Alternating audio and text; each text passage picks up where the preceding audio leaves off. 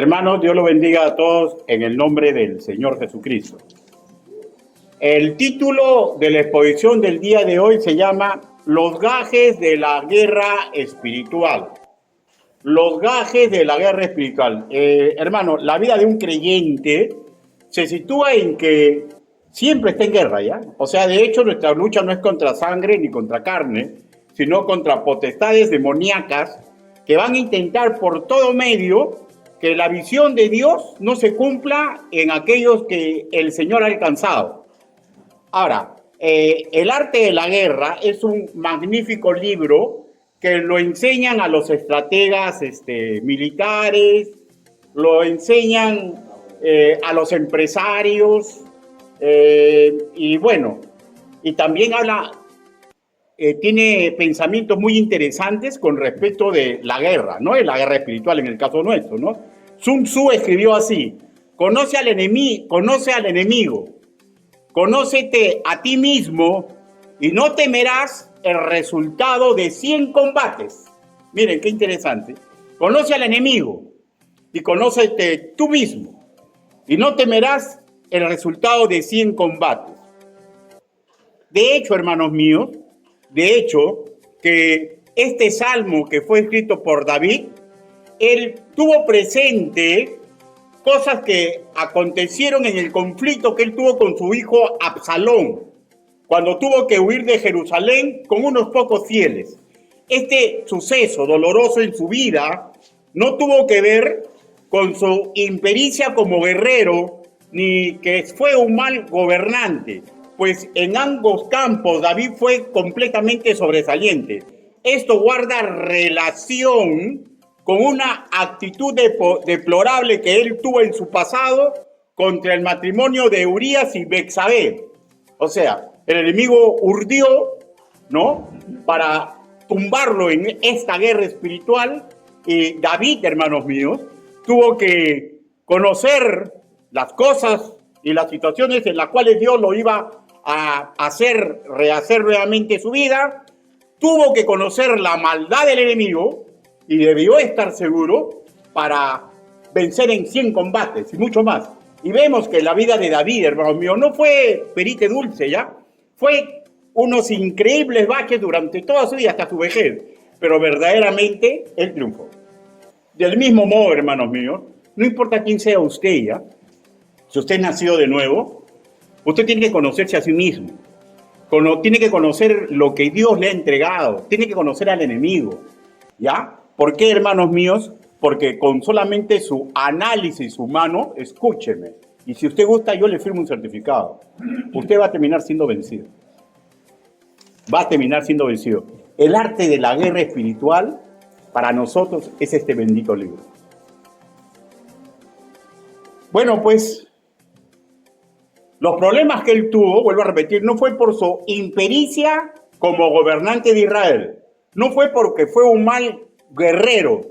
No, su problema tuvo que ver con su pasado, algo doloroso que él hizo contra un matrimonio, Urías y Betsabé, lo que derivó, o sea, sus acciones derivó en heridas emocionales en muchas personas de su alrededor que enfermaron por su proceder. Entre ellos fue, por ejemplo, el suegro de Urías, el padre de Betsabé, de nombre Aitofel, que fue un tremendo estratega en su tiempo, y él fue herido por la actitud de David, y de hecho nunca lo perdonó, ¿no?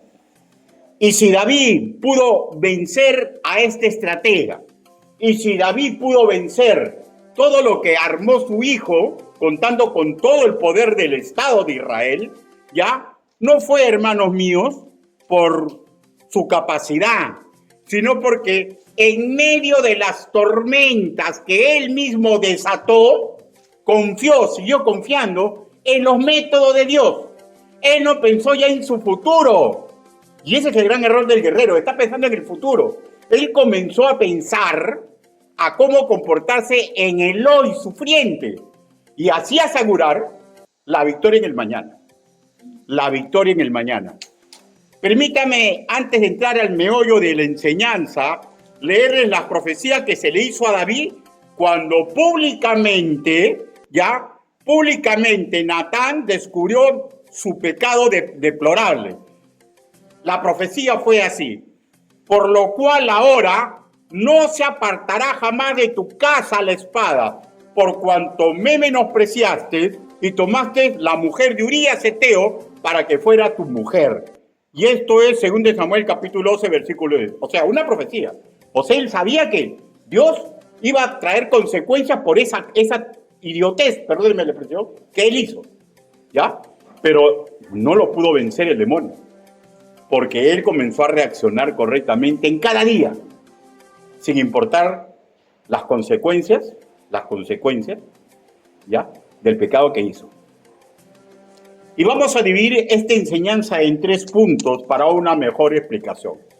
El punto número 1 es los análisis humanos.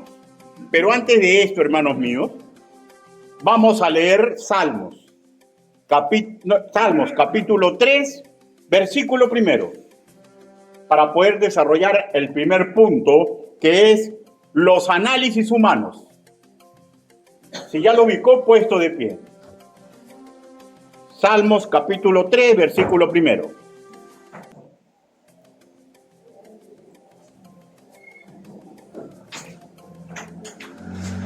Salmos capítulo 3, versículo 1. ¿Lo tenemos? La palabra del Señor dice así. Por favor, luego lo voy a leer la primera vez y le voy a rogar a todos que me sigan en la lectura bíblica cuando les indique. Salmos, capítulo 3, versículo 1. Oh Jehová, cuánto se han multiplicado mis adversarios. Muchos son los que se levantan contra mí. A la voz de 3 todos juntos. 1, 2, 3. Oh Jehová, cuánto se han multiplicado mis adversarios. Muchos son los que se levantan contra mí. Palabra de Dios. Inclinen su rostro, vamos a orar. Bendito Padre Celestial, gracias le damos, Señor, porque mediante la enseñanza de lo que le aconteció en el pasado a los hombres y mujeres suyos, Señor, podemos aprender a comportarnos, mi Dios, en el hoy, y podemos darnos cuenta que por más que el enemigo parezca, Señor, que nos está destrozando, en usted siempre tendremos esperanza para terminar siendo victoriosos. Ayúdenos, papito lindo, para que mediante el estudio de esta parte de la Biblia, nosotros asimilemos un poquito más, Señor, los gajes, Señor, de la guerra espiritual. Así le pedimos, así le suplicamos, en el nombre del Señor Jesucristo. Amén. Por favor, tomen asiento. Inicia el salmista recordando la trama en la cual fue él envuelto. Versículo 1 en su primera parte. Oh Jehová, cuánto se han multiplicado mis adversarios. Y recordemos, hermano mío, los agentes de esta trama. Absalón, su hijo en rebelión, estaba siendo guiado por su ambición de ser coronado rey sobre Israel. El muro de contención para esta deplorable actitud ya se había roto. ¿Cuál es el muro de contención? El respeto natural que todo hijo le tiene a su padre. Ese muro se había roto. ¿Ya? Absalón ya no respetaba a David como su padre y no lo respetaba como rey. ¿Cuándo dejó de respetarlo como padre? Cuando su hermana Tamar fue violada, burlada por su hermanastro Amnón, y David como padre no ejerció la autoridad que le corresponde a todo padre en un conflicto entre los hijos, ¿ya? Y fue terminada su respeto como rey, porque él como rey de Israel tenía que sentar cátedra cómo juzgar estos casos, pero mejor dicho, se hizo el loco, ¿ya? Y ahí fue cuando Absalón le perdió completamente el respeto como padre y como rey, ¿ya? Sin embargo, la gracia de Dios vino a David y no dejó que por sus propios errores él termine siendo vencido. Porque, escúcheme ya, porque cuando un creyente es vencido o se deja vencer, no comprende que su vida solamente es un gramo, ya, en un universo macro de bendiciones que esa persona va a dar a todos los que con los que se interrelaciona. usted sí es nacido de nuevo, usted sí pertenece al cuerpo de Cristo, Dios se ha fijado en usted porque mediante usted van a multiplicarse las bendiciones en este mundo. Y nosotros tenemos que comprender que no somos perfectos, que vamos a tener problemas, pero tenemos que rehacer nuestro camino porque muchas de las bendiciones para las personas que amamos, para las personas que no conocemos, para el futuro de la humanidad se va a perder si nosotros no vamos a dejar derrotar. Este encono envenenó el alma del hijo, a tal punto que no le importa nada y incluso él deseaba volverse fratricida, confabuló contra su propia familia y en esta rebelión lo acompañó Aitofel, que era un consejero de David, abuelo de Betsabé, suegro del asesinado Urías, ya que se sintió terriblemente mal por la maldad que había hecho su rey, aquel rey que él prácticamente, perdón la expresión, prácticamente idolatraba. ¿Ya? Le llegó un horror al alma de este estratega de que él fue el principal consejero para que poquito a poquito, ¿ya?, comience a destronar a David en el corazón de los israelitas, su hijo Absalón. Absalón llegó a tener muchos adeptos que participaron activamente en la rebelión. Israelitas que fueron envenenados hábilmente por la estrategia que hizo Abiail. Segunda de Samuel, capítulo 15. Segunda de Samuel.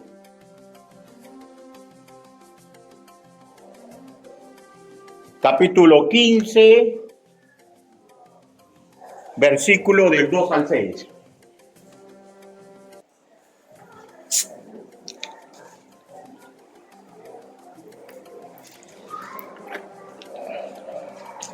La estrategia, ¿no? La estrategia de los malvados, ¿no? La estrategia de aquellos que les pasa algo y no van a esperar que Dios sea su escudo y su espada y quieren tomar la justicia por sus manos, ¿no? Según Samuel, capítulo 15, versículo 2. Y se levantaba Absalón de mañana y se ponía a un lado del camino junto a la puerta, y a cualquiera que tenía pleito venía al rey a juicio, Absalón le llamaba y le decía, ¿de qué ciudad eres? Bien zamarro, ¿no? ¿De qué ciudad eres? Y él respondía, tu siervo es de una de las tribus de Israel. Entonces Absalón le decía, mira, tus palabras son buenas y justas. O sea, le decía, cuéntame cuál es el rollo, ¿no? ¿Ya? Entonces ahí le respondía, mira, tus palabras son buenas y justas, mas no tienes quien te oiga de parte del rey. O sea, mira cómo iba chancando a su padre, ¿no? Y decía Absalón, ¿quién me pusiera por juez de la tierra para que viniesen a mí todos los que tienen pleito o negocio, que yo les haría justicia? O sea, ¿qué está diciendo? Le está diciendo, David no te ha hecho justicia, ¿no? Claro, está parcializado. Miren cómo mataba el corazón de los súbditos del rey, hacia el rey. 5. Y acontecía que cuando alguno se acercaba para inclinarse a él, él extendía la mano y la tomaba y lo besaba. Uy, un maravilloso, un maduro de aquella época, ¿no? Hermoso hombre, ¿no? De esa manera hacía con todos los israelitas que venía el rey a juicio y así robaba Absalón el corazón de los de Israel. Hombre astuto, ¿no? Pero esta astucia no es de ella, esta astucia es demoníaca, ¿ya? Y esta astucia se la va dictando a Abiail, ¿ya? Ahora, la lógica indica que cuando se ejerce el labor de juez, uno no puede ser perita de dulce. Cuando uno le trae un caso, va a tener que ejercer justicia y uno va a terminar desfavorecido.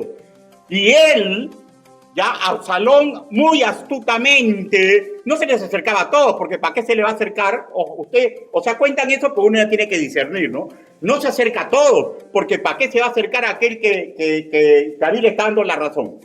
Porque tiene la razón. Se acercaba más o menos, el hombre es amarro, ¿no? Estoy en la puerta viendo y del juzgado sale uno, pues, ¿no? Y otro sale. A ese se acercaba. A ese se acercaba. Porque un juez no puede ser perita de dulce. Y poquito a poquito comenzó a ganarse el corazón de los que estaban tristes. Y los enfermó. Porque yo estoy plenamente convencido que David juzgaba muy bien, porque él amaba a su pueblo y como juez era justo, ¿ya? Y los enfermó. Porque así se enferma el ser humano y el creyente cuando quiere algo y Dios y las personas que conocen la voluntad de Dios le dicen no se puede hacer. Y el enemigo intenta ver la forma. Otros consejeros, retírate, aléjate. Ese hombre, esa mujer, está siendo injusto contigo. Y no solamente fueron sentimientos negativos contra el ungido de Israel, fue más. Salmos capítulo 3, versículo 1 en su segunda parte. Dice, muchos son los que dicen de mí, no hay para él salvación en Dios. O sea, miren ya, o sea, estamos ya regresando al tiempo actual. O sea, cuando está ocurriendo, él está escribiendo, cuando ya que Absalón ya movió gente, ya, y ya él está huyendo.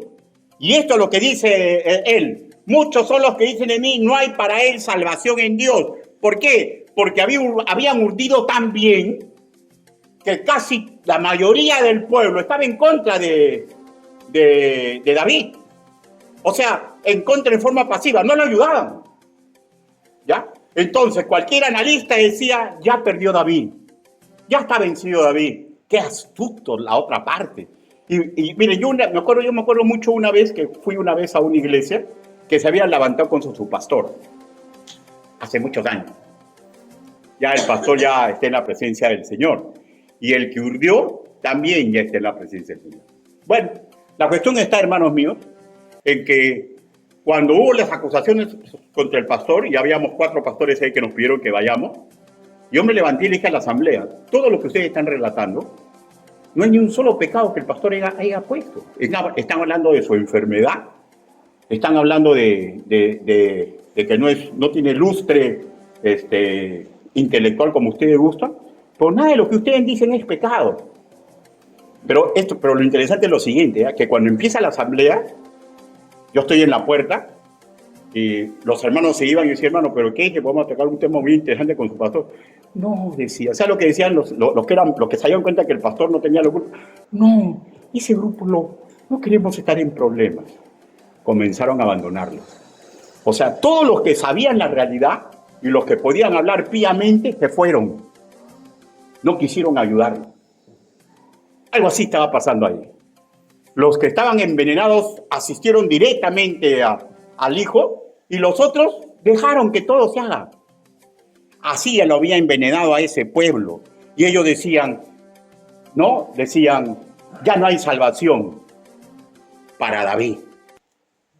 Ya no hay salvación para David. Versículo 2.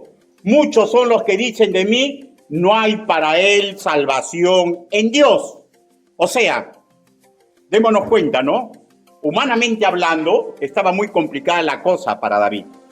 Lo que nos indica que muchos no querían hacer lo justo, pero otros pensaban, ¿ya?, que Dios estaba con el rebelde, ¿ya? Y eso es algo de neófitos, porque Dios nunca va a apoyar a un rebelde que se está levantando contra la autoridad correctamente constituida con maniobras humanas, ¿ya? Ahora, permítame realizar un interrogante. ¿Cuántas veces nos hemos enfrentado a un problema y en su análisis ha dicho, ya perdí, ya no hay solución para mí? ¿Y cuántas veces personas que lo han visto, usted que está descendiendo, comienzan a hacer análisis humanos y dicen, ya ese hombre, esa mujer, ya ha perdido, está en una caída, ¿ya? Pero son análisis humanos. ¿Y saben por qué? Porque, por ejemplo, en el caso de David lo originó todo esto. Y Dios le advirtió que iba a tener serios problemas. Él se creó enemigos gratuitos, ¿ya? Él se creó enemigos gratuitos. Pero la verdad del asunto, hermanos míos, que a él no le importó los problemas en sí, sino que él siguió confiando en Dios. Y cuando uno aprende a confiar en Dios, ¿saben cómo se nota? Porque en el diario va haciendo las cosas correctas que tiene que hacer para buscar la gloria de su Señor, para buscar estar en sintonía con la palabra de su Dios, lo que deriva en que los planes de Dios se vuelven a activar para bendición de ese creyente. Y eso fue lo que pasó con David. En los análisis humanos ya estaba vencido. En los análisis de muchos creyentes, cuando comienzan a darse cuenta que están mal, sienten que ya es muy tarde. Pero son solamente análisis humanos. Si Dios conmigo, ¿quién contra mí? Y Dios sabe que ni usted, ni el que predica, somos perfectos. Y si aún estamos respirando, es que aún hay oportunidad de revertir lo que el análisis humano dice ya está vencido. Lo que nos lleva al segundo punto. Un intento de debilitar nuestras reacciones. Batalla espiritual. Tenemos que conocer al enemigo, porque el enemigo va a intentar tumbarnos. Un intento por debilitar nuestras reacciones, las que agradan a Dios y aquellas reacciones que son las que nos convienen. Versículo Salmos, capítulo 3, versículo del 5 al 7, dice: yo me acosté y dormía, y desperté porque Jehová me sustentaba. No temeré a 10,000 millares de gente que pusieron sitio contra mí. Levántate, Jehová, sálvame, Dios mío, porque tú heriste a todos mis enemigos en la mejilla, los dientes de los perversos quebrantaste. De hecho, hermanos míos, la situación de David era angustiante, ¿ya? Porque no solamente está en juego su corona, no solamente está en juego la reputación en la comunidad, también está en juego la vida de los suyos, porque Absalón, si lograba coronarse rey, él sabía que iba a ser muy peligroso, que sus hermanos iban vivos y sus sobrinos. ¿Por qué? Porque todos tenían sangre real. Y cuando el pueblo se entere que él había tumbado a David con una trama, la lógica indica que iba a intentar que un príncipe acceda al trono, pero en forma correcta. Y Absalón, en su mente, ¿por qué creen que David llevó a todos sus hijos? ¿Por qué se llevó a todos sus hijos, a toda su familia? Porque si Absalón los iba a matar a todos. Los iba a matar a todos. Pregunto, ¿no sufre un padre cuando ve cómo ha sido descendido su hijo? ¿Ustedes se imaginan en los zapatos de David? Yo, la verdad que no me imagino. No me imagino que por un error mío, por un terrible pecado, uno de mis hijos quiera matarme y quiera matar a sus hermanos. Debe haber sido terrible el choque, ¿no?, que tenía David, ¿no, hermanos míos? Debió haber sido terrible. La presión emotiva habrá sido muy grande, magnificado, hermanos míos, por todo lo que le está sucediendo. Los especialistas en salud mental afirman que un poco de tensión es saludable al ser humano, pero una ansiedad frecuente o intensa es sumamente peligrosa. Y creo que aquí todos comprendemos, ¿ya?, que debe ser terrible, estresante, angustiante estar en los zapatos de David. Pero, ¿cómo empiezan las presiones emotivas? Las presiones emotivas interfieren primeramente, escuchen, miren cómo es el arte de la guerra, ¿ya? O sea, acuérdense que Dios los ha hecho y el enemigo también sabe el mecanismo del ser humano, ¿ya? Las presiones emotivas, lo primero que hacen, interfieren con la cualidad de dormir. Vienen cuadros de insomnio. De ahí, las personas que no logran solucionar esto protegiéndose con Dios, y otros que no creen en Dios y son con pastillas, bueno.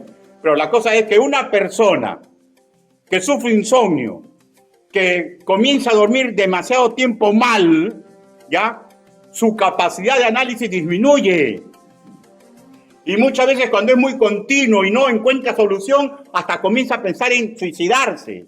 El insomnio, dentro de un cuadro de estrés, es uno de los pasos iniciales para lo que llamaremos la caída de la inteligencia práctica. Porque cuando uno no está bien, ¿por qué cree que Dios hizo en su mecanismo que el hombre duerma? Para que al día, no se da cuenta usted que cuando a veces quiere estudiar algo y ya no da a las 2 de la tarde, no da a las 5, no da a las 11 y se duerme y se despierta y abre los libros y ¡pum! Parece que se renueva todo. Ya, es el mecanismo que Dios ha hecho. Y un ser humano, cuando el conflicto no lo deja dormir, ya, cuando reinicia el día, su inteligencia práctica se va en caída. Y él sabía de estas cosas. Por eso es de que David le pedía a Dios. Él sabía que él no podía solucionar más de ese mañana. Y él sabía que lo único que podía hacer, reaccionar bien en su presente. Pero como está noqueado, solamente le queda el camino de pedirle a Dios y confiar en él. Verso 5. A ver, yo me acosté y dormí y desperté porque Jehová me sustentaba. O sea, ¿se dan cuenta? Él está noqueado, pero él comprende por qué es guerrero. Él siempre ha tomado decisiones porque es guerrero, es pastor, ¿ya? Entonces él sabe que tiene que estar descansado para tomar decisiones.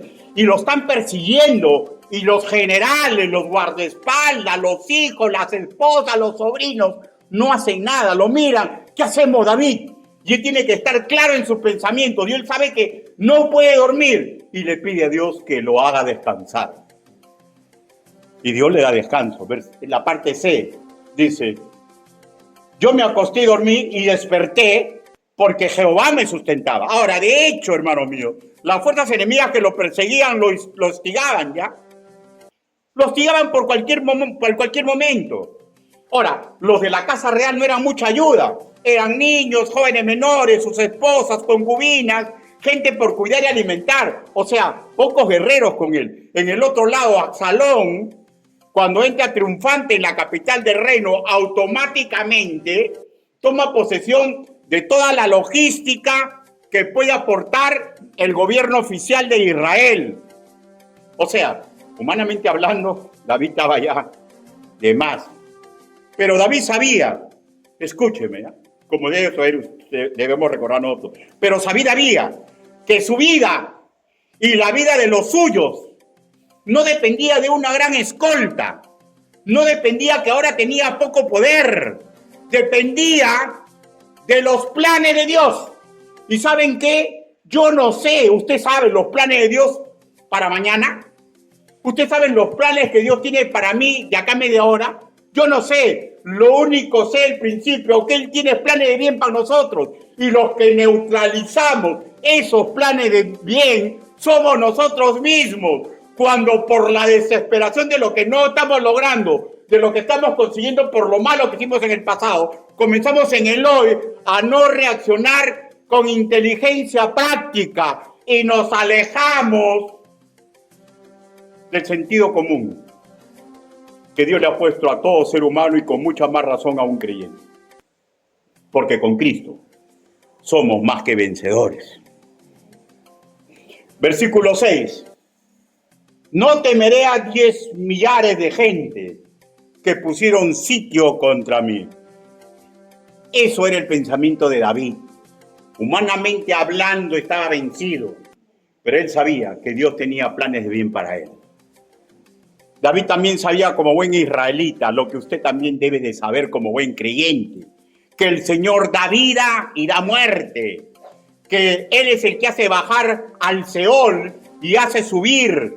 El Señor empobrece y enriquece, el Señor humilla y el Señor exalta.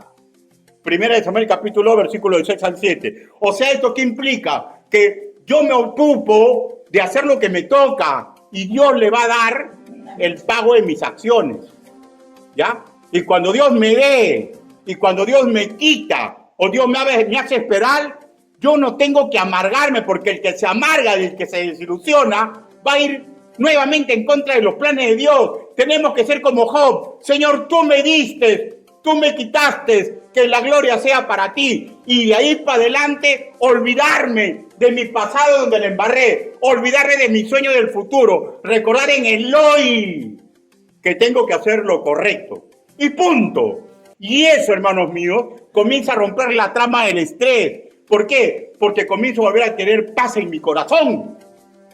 Y el guerrero que tiene paz en su corazón se está preparando para no ser vencido en 100 combates. Y no solamente eso, ¿no? Sino que él confía en Dios de tal forma, y lo hemos leído, que él dice, los dientes de los perversos quebrantaste. O sea, es una forma poética de relatar, escúchenme ya, que Dios no va a dejar sin justicia aquellos que nos hacen daño.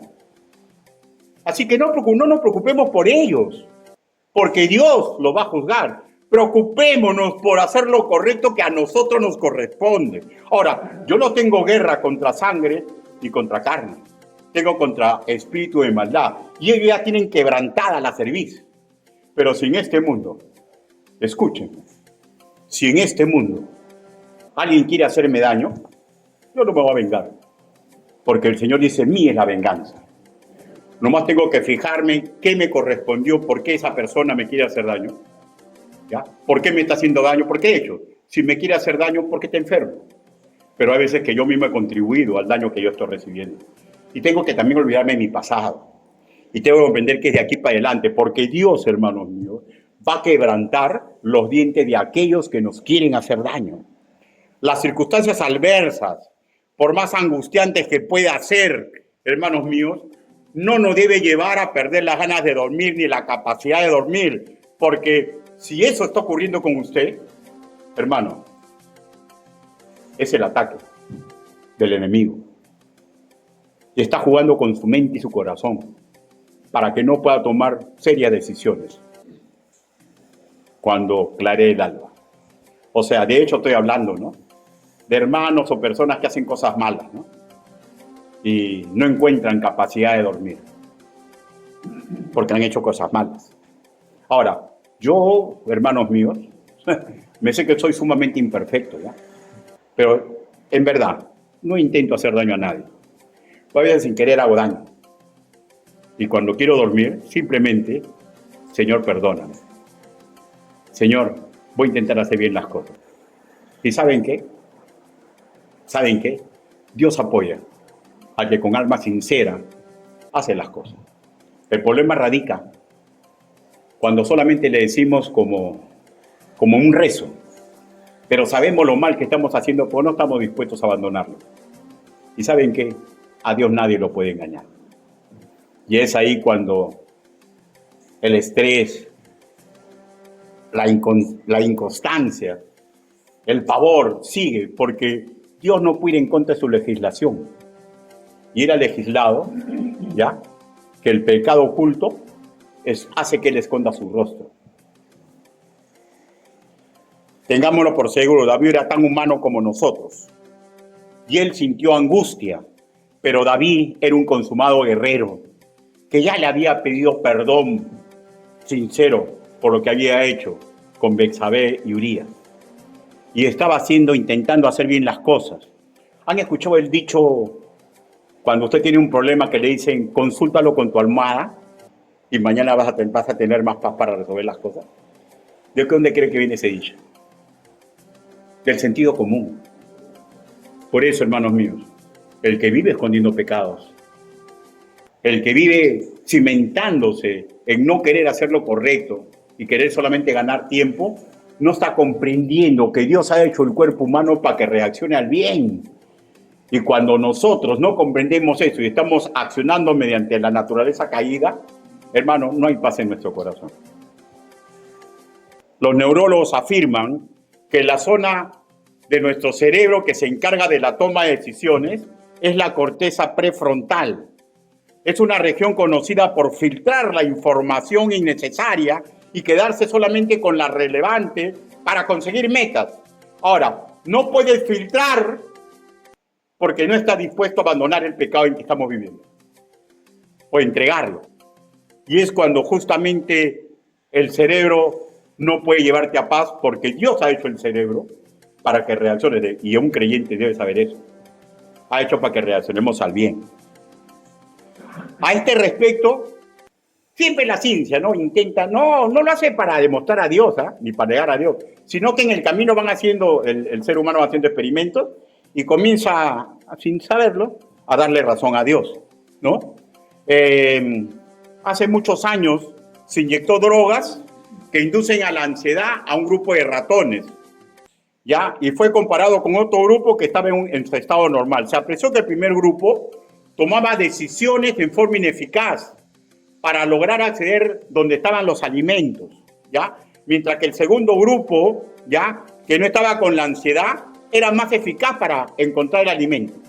O sea, la ansiedad adormece las neuronas de la corteza prefrontal. Y esto ya se determinó porque los ratones no fueron capaces de diferenciar lo realmente importante en esos laberintos para llegar al alimento, ¿ya? Y esto mismo, hermanos míos, es el mecanismo que tenemos nosotros los seres humanos. La ansiedad por tener pecados ocultos, la ansiedad por no estar dispuestos a cambiar nuestra vida, nos adormecen y comenzamos a tomar decisiones, ¿ya?, que son malas para nuestra vida.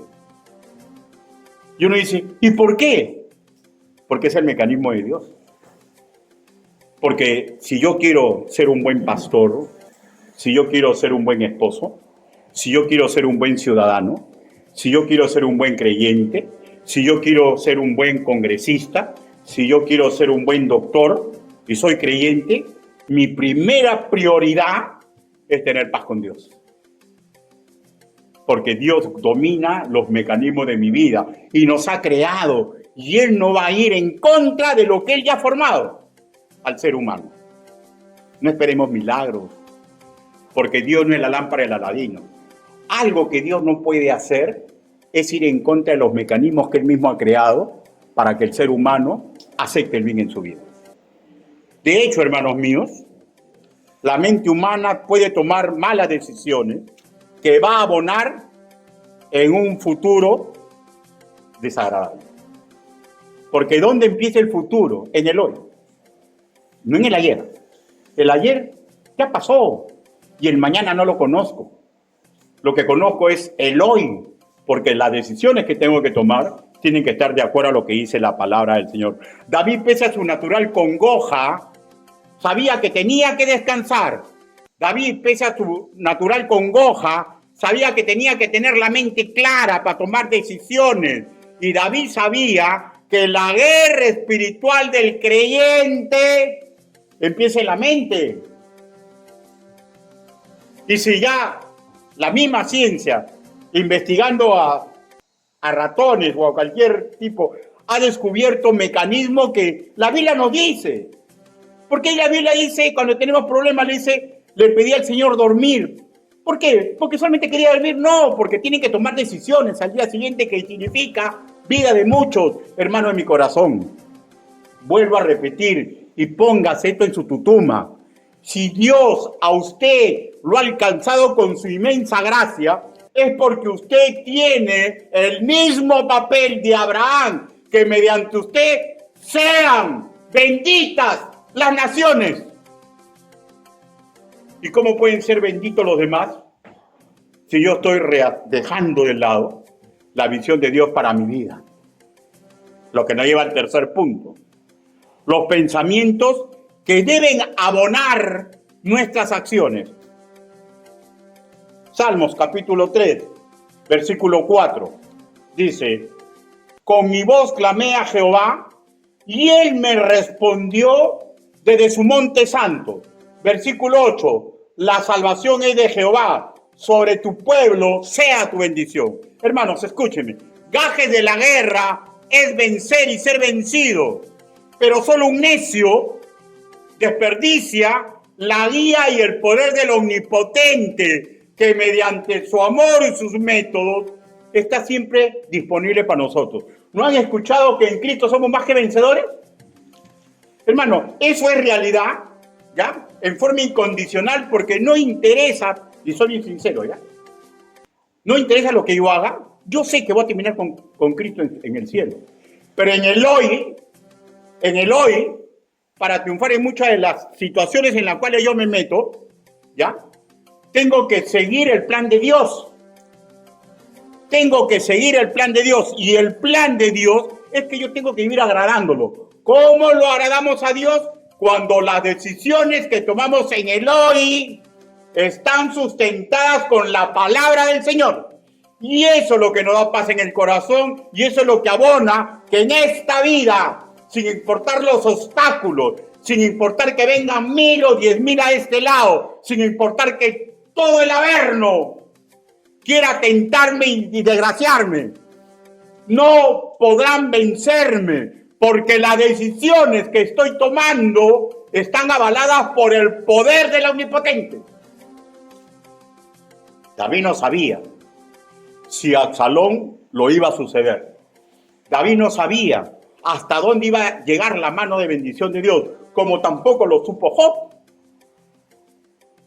A Job le pasó cosas increíbles, a David también le podía pasar. Pero Dios sabe lo que cada uno puede resistir. Y la misericordia de Dios es nueva cada día. Mi vida no es su vida, pero el poder de Dios en mi vida es el mismo que Él ha programado para la vida de usted. Muchos años después, por intermedio del profeta Isaías, se enseñaría lo siguiente. Porque yo, Jehová, soy tu Dios. ¿Quién te sostiene de tu mano derecha y quien te dice, no temas, yo te ayudo? ¿Ya? Isaías capítulo 41, versículo 3. Y este tipo de protección, hermanos míos, siempre estuvo a disposición de Israel. Siempre estuvo a disposición de Israel. Desde la época de Moisés, desde la época de los patriarcas antediluvianos, siempre el Señor ha estado ahí para nosotros. Salmos capítulo 3, versículo 8. La salvación es de Jehová, sobre tu pueblo sea tu bendición. El problema radica en que queremos ver una bendición que se adecua a nuestros pensamientos. Y Dios ya nos ha advertido, mis pensamientos no son los tuyos, ni mis caminos los tuyos. Dejemos nomás que Él obre en nuestra vida. Ahora, ¿cómo obró en la vida de David? Comprendió que la mejor forma de enfrentar sus miedos, sus pesares, era usando los métodos divinos proveídos, ¿ya? Y él, vuelvo a repetir, él estaba convencido que la salvación era de Jehová. Cada decisión que comenzó a tomar el rey fueron cruciales, ¿ya? Él comenzó a confiar en amigos que él sabía que eran leales porque eran temerosos de Dios, ¿ya? Ahora, y esos amigos le comenzaron a dar consejos, que luego se dieron cuenta que eran excelentes consejos. ¿Por qué? Escúcheme, porque Dios a un creyente lo ha puesto en una congregación donde va a encontrar otros creyentes que son más que el hermano, que son amigos. ¿Y cómo significa que son amigos? Porque conocen la palabra del Señor y son capaces de darte lo que tú o lo que yo necesito para mi vida. Porque el amigo ama en todo momento, en tiempo de angustia, es como un hermano. Y voy a decir sinceramente, hasta a veces superior a un hermano. Y hasta a veces superior a un hermano. ¿Y saben por qué? Porque a veces entre hermanos tenemos problemas que no hemos aprendido a resolver. Porque a veces entre hermanos tenemos hermanos que no son creyentes. ¿Ya? Y a veces un creyente que no tiene una ligación emocional con nosotros, pero sí maneja bien la palabra de verdad, hermano, lo puede ayudar. David confió en esos amigos y le dieron consejos. Y él aceptó esos consejos y después en el lapso del tiempo nos damos cuenta que era Dios, que lo había puesto con hombres fieles para ayudarlo en este problema tan difícil. Segunda de Samuel, capítulo 15. Un poquito más para atrás. Segunda de Samuel, capítulo 15.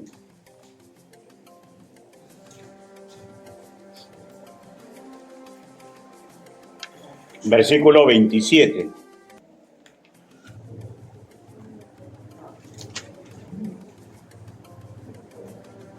Al 28, dice así.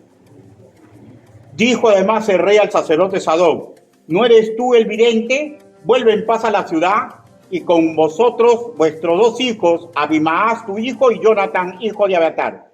Mirad yo que me detendré en los vados del desierto hasta que venga respuesta de vosotros que me dé aviso. O sea, ¿saben lo que él ve? ¿Quién es fiel a Dios?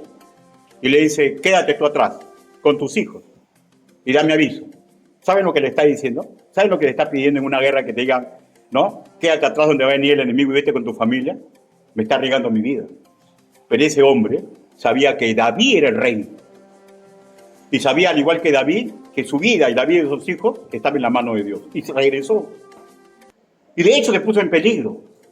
Pero él vio cuando llegaba el usurpador y le dio aviso a David. Dios, hermanos míos, siempre va a poner a nuestro lado gente, hombres y mujeres que nos pueden ayudar, que son capaces de ayudarnos, incluso poniendo en peligro lo que otro hombre y otra mujer no es capaz de ponerlo. ¿Por qué? Porque estamos guiados por el poder, la misericordia, la bondad y la justicia de Dios. Y el Señor, hermanos míos, lo ayudó completamente. Segunda de Samuel, capítulo 18, versículo del 1 al 4. David pues pasó revista al pueblo que tenía consigo y puso sobre ellos jefe de millares y jefe de centenas, y entró David al pueblo una tercera parte bajo el mando de Joab, una tercera parte bajo el mando de Abijail, hijo de Sarbia, hermano de Joab, y una tercera parte al mando de Itai Geteo. Y dijo el rey al pueblo: yo también saldré con vosotros. Mas el pueblo dijo: no saldrás, porque si nosotros huyéramos, no harás caso de nosotros, y aunque la mitad de nosotros muera, no harás caso de nosotros. Mas tú ahora vales tanto como 10,000 de nosotros. Será pues mejor que tú nos des ayuda desde la ciudad. Entonces el rey le dijo: yo haré lo que bien os parezca. O sea, miren, hay un ejército mucho más poderoso y él quiere pelear porque es guerrero, pues, porque no está acostumbrado a estar detrás en la guerra, ¿ya? Sin embargo, el pueblo lo amaba. Los que están viendo saben que si está David ahí, van a ver a David todos le tenían miedo, porque tú ves que David se acercaba con su arma y nunca ha habido un guerrero que lo haya vencido. Imaginan que David se está acercando, todos los que están alrededor saben que van a perder, porque sabían que David estaba protegido por Dios. O sea, aquí no le gustaría tener un guerrero así en esa batalla. Pero ellos le dicen: no, tú no vayas, porque tú ahora vales más de 10,000. ¿Saben por qué? Porque si David moría, el reino de Israel iba a pasar a manos, ¿ya?, de un impío, como era su hijo, porque solamente un impío es capaz de querer matar a su padre, querer desgraciar a sus hermanos por el dolor de su corazón, por la ambición de su bolsillo. Y eso eran las personas con las cuales se había rodeado David. Hermano mío, esa calidad de personas usted lo puede encontrar en una iglesia con hombres y mujeres que manejen bien la palabra de verdad. No que sean duchos, sino que sean personas que han claudicado su corazón a Cristo. Y él aceptaba los consejos de sus amigos, porque donde hay dirección sabia, no hay dirección sabia, caerá el pueblo, mas en la multitud de consejeros hay seguridad. David estaba con muchos problemas y él comenzó a confiar en las personas que estaban a su alrededor. Hermanos míos, David nunca fue soberbio para los consejos. Esa era una de sus grandes cualidades. Por eso recuerden, cuando Natán le dijo: ese hombre eres tú. Y David se sintió morir, porque le estaba hablando a nombre de Dios. Cuando un consejero, manejando la palabra de verdad, te dice las cosas como son, ¿saben quién te está hablando? Dios, mediante ese ser humano. Y te habla porque te ama, porque quiere ahorrarte dolores, porque quiere ahorrarte cosas que de repente a él o a ella ya le han pasado. David no fue un rey soberbio. David, hermanos míos, fue un hombre que confió mucho. ¿Y saben qué? Todos sabemos, Dios le dio la victoria. Dios, conclusiones. Dios le dio nueva esperanza a David. Él estuvo convencido que nunca iba a ganar por su parte, que iba a ganar, si ganaba, porque Dios lo iba a permitir. Y él intentó discernir correctamente la voluntad de Dios. Segundo, ¿ya? Sería bueno, hermanos míos, que cuando las papas quemen en nuestra vida, sin importar la circunstancia que tengamos, pensemos en David, que no le interesó lo que habían hecho en el pasado, porque había pedido perdón. No le interesó lo que él avisoraba que le podía suceder en el futuro. Lo que le interesó fue el hoy, hacer lo correcto en el hoy, para que Dios le dé el triunfo. Ahora, él no sabía cómo iba a ser el triunfo, ¿ya? Porque ustedes recuerdan el triunfo de Job. Dios le dio el triunfo, ¿no? Pero en el triunfo, antes del triunfo, murieron sus hijos. Se quedó sin un sol. Le dio una enfermedad en toda su piel. Pero ¿quién podría decir que Job no triunfó? Los dolores de las cosas que nos están pasando, hermanos míos, son circunstancias de vida. No podemos llorar por la leche derramada. No podemos amilanarnos por los planes que no han llegado a nuestra vida. Lo único que tenemos que comprender es que Dios está con nosotros, que Él tiene planes perfectos de bien para nosotros. Y lo único que nos pide es que en el hoy reaccionemos correctamente. Usted comete muchos errores, bienvenido al mundo de los humanos. Yo también. Pero cada día espero la victoria. Cada día espero la victoria. ¿Saben cómo terminó Absalón? Murió en su hermosura. Absalón era un hombre muy hermoso. En aquel entonces el prototipo de hermosura es diferente. En la actualidad el hombre, dado a la cultura romana, que la cultura occidental, el hombre ve que es varonil tenerle pelo corto, ¿no es cierto? Cultura romana. La cultura antigua, el hombre era hermoso cuando tenía un pelo, una cabellera larga. Y Absalón era un hombre sumamente hermoso, tenía un pelo largo, hermoso. ¿Saben cómo murió? Porque cuando comenzó a huir, su caballo se atascó y su cabellera quedó prendido en un árbol, y fue cuando el otro general por eso lo mató. Así murió. Murió en su orgullo, en lo que le daría más orgullo. ¿Qué es lo que te da más orgullo, hermanos míos? No dejes que eso te ate al mundo y termines vencido. ¿Sabe cómo terminó Ahitofel? Ahitofel dio los consejos correctos. Y cuando vio que Absalón ya no le hacía caso y comenzó a hacerle los consejos del otro que era temeroso de Dios, le dijo, ¿qué estás haciendo? Y cuando se dio cuenta de que no le estaban haciendo caso, ¿ya? Era porque Dios le estaba cerrando el paso. Y él se dio cuenta. Miren, este hombre se dio cuenta, sabía de Dios, pero más pesó en su corazón lo mal que había hecho David. Y cuando se dio cuenta que Dios estaba interviniendo a favor de David, se suicidó. Significado que fue muy inteligente. Uno de los hombres más inteligentes que han existido. Gran estratega, pero su corazón no le pertenecía a Dios. Y cuando nosotros con nuestra inteligencia nos alejamos de Dios, prepárese, porque va a tener tremendo dolor de cabeza. Ahitofel se suicidó. Tercero, el ejemplo de David debe marcar nuestra vida. No te interesa, hermanos míos, cómo has destrozado tu vida en el ayer. No, olvídate ya de eso, olvídate, hermano. Si tú eres un buen analista, ya te diste cuenta. Todo lo que te has equivocado, no te interesa. Y no estés pensando en tu futuro. Pensemos en el presente. Hagamos como hizo David. Humanamente hablando, estaba vencido. Él comenzó a hacer las cosas correctas. Comenzó a confiar en los amigos. Comenzó a darse cuenta que tenía que dormir. Señor, ayúdame. Tenía que hacer tal cosa, tenía que hacer tal cosa. Él comenzó a confiar en el hoy en Dios. Y Dios le dio la victoria en el mañana. Porque cuando estamos mirando demasiado el pasado, o estamos centrados demasiado en el futuro, muchas veces el hoy lo descuidamos. Y no es bueno que un creyente descuide su hoy. ¿Cómo tiene que ser su hoy? Imitando la inteligencia práctica que puso el Señor Jesucristo cuando andó en este mundo. Terminaré diciendo, hermanos míos, que la batalla de nuestra vida no las podemos manejar. No las podemos manejar. Pero ¿saben sí lo que podemos manejar? Vivir a los pies de Cristo.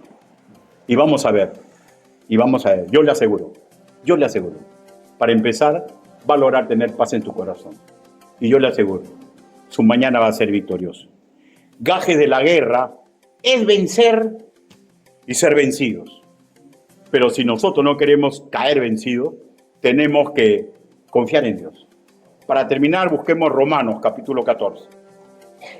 Lo van ubicando, se van poniendo de pie conforme lo ubican para leerlos todos juntos. Romanos, capítulo 14. Versículo del 7 al 8.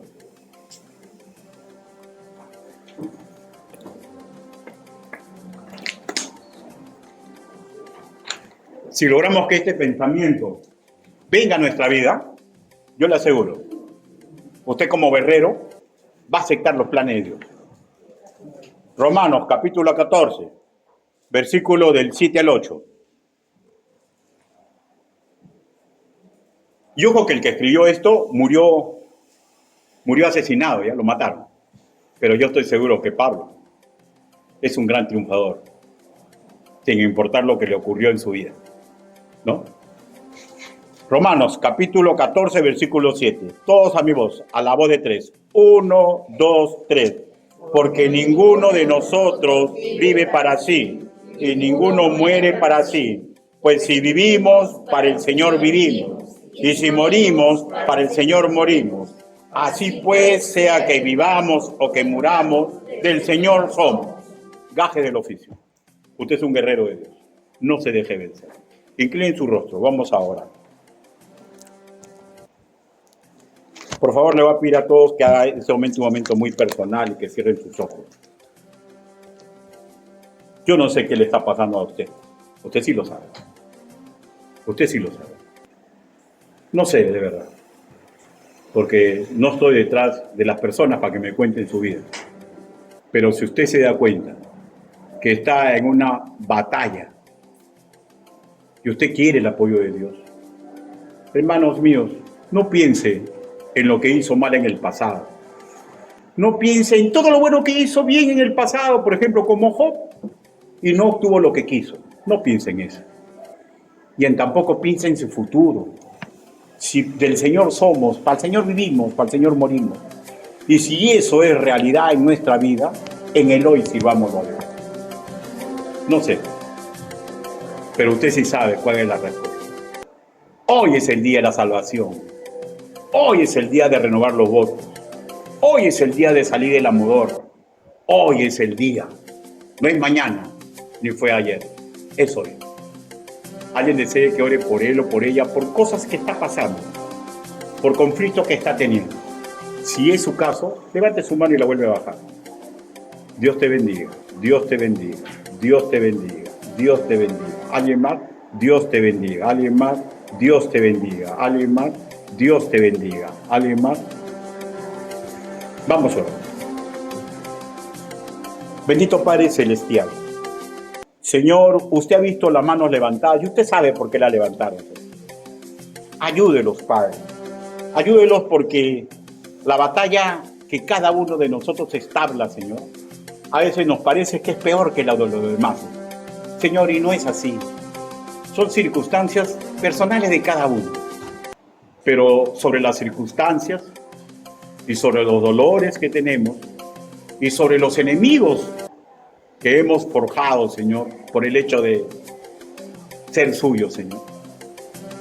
Sobre todo eso está usted, con sus planes perfectos. Ayúdenos, Señor, para que podamos hacer correctamente y que cada uno de los que levantó la mano comprenda qué es lo que le está pasando y que decida protegerse con su amo y su Señor, con el Padre Celestial, con el hermano mayor, con aquel que dio su vida en la cruz por nosotros.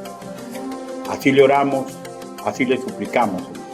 Señor, oramos por aquellos que no levantan la mano, porque comprenden que están en el camino correcto, Señor, y no han avisorado un conflicto en su vida, pero ayúdelos, Señor, porque tarde o temprano van a ser pedidos para ser zarandeados. Y oramos por aquellos que probablemente, mi Dios, ya no tienen ni fuerza para levantar la mano. Pero no interesa si levantan o no levantan la mano, porque usted conoce sus pensamientos. Ayúdelo, Señor, a todos ellos. Así le pedimos, así le suplicamos, en el nombre bendito, precioso y poderoso del Señor Jesucristo. Amén. Hermanos, Dios lo bendiga.